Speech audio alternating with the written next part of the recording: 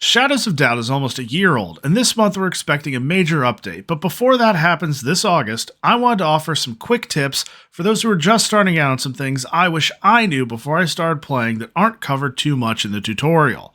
I'm Nash from Off the Shelf Media, and this is Shadows of Doubt Beginner's Guide. Following the recent off-duty update that added smoking, whiz cards, but mainly several quality of life improvements that haven't affected the core gameplay too much, Shadows of Doubt is proving to be a title worth playing, as the devs are remaining active and offering a roadmap of what to expect next. Let's dive into my key takeaways for new players. First thing first is get the sword. You can usually find them in pawn shops for $300, but also randomly scattered across the map.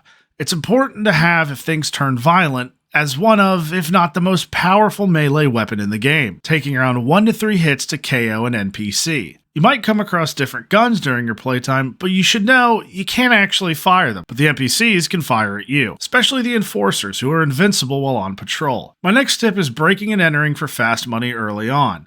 As you play, the game will continuously advance by starting new cases for you to solve. To try and get ahead, I'd recommend casing a few apartments near the end or immediately after your first case. You will undoubtedly find valuables to sell at a pawn shop, but hopefully you'll come across sync discs, which may not have a high price tag, but are the only way to unlock perks in the game. Aside from those, be on the lookout for diamonds that sell for $1,000 to $3,000 per, as well as a code breaker to unlock safes. But rest assured, if you can't find any, you can usually find the combination to a safe written on a note in the same apartment. I'm not suggesting you avoid side jobs. In fact, doing side jobs is one of my tips. But early on, they might take more time without an expanded inventory or being too familiar with the gameplay, so I suggest doing them around or after your second case, but focusing on doing the jobs that offer sync discs you haven't installed yet. You can find them along with the apartment listings next to phones in bars, diners, restaurants, and I think even apartments themselves. It's also important to note that sometimes the intel you receive from a briefcase can be next to impossible to track.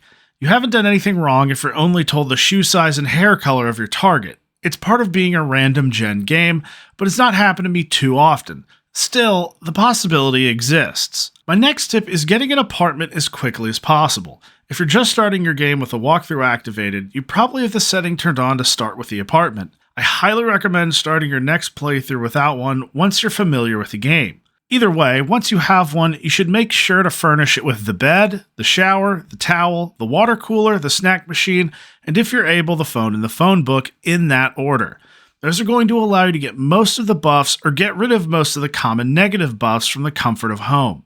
You can also sell any item you drop in your apartment, but I would caution against it, mainly because, in my experience, the value is usually on the lower end compared to simply storing them in my apartment when the pawn shops were closed and then going back to sell them in the morning. It feels more like a necessary mechanic for changing apartments rather than an intended function to use as the norm, but still, it's in your discretion. My next tip is gather lockpicks constantly. You find them in the form of paper clips and hairpins, typically spawning in larger quantities in every type of restaurant, on the counters in front of and behind the cashier. There's nothing worse than running out in the middle of a case, so keep an eye out for what's in your inventory and replenish them often. And don't worry, picking them up will never be a crime. My last tip is something you probably found yourself doing already. Gather evidence everywhere and all the time. This is the biggest help when you enter the mid and late stage cases, but you have to start doing it early. Constantly ask NPCs their name and for fingerprints. You're probably going to fail more often than not, but each time you get one makes later missions that much easier.